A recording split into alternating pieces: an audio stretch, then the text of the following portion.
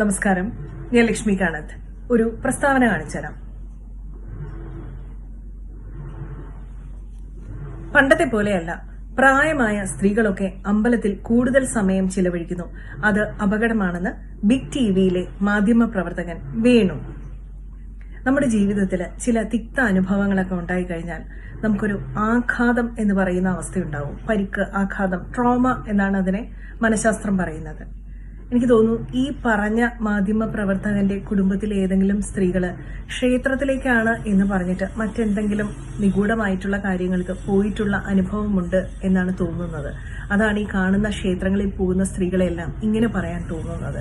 ഇതിന് പരിഹാരം നല്ലൊരു മാനസിക രോഗ വിദഗ്ധനെ കണ്ട് നല്ല ചികിത്സ തേടുക എന്നുള്ളതാണ്. അല്ലാതെ ക്ഷേത്രങ്ങളുടെയും ഹിന്ദു വിശ്വാസികളുടെയും പുറത്തു കയറുക എന്നുള്ളതല്ല.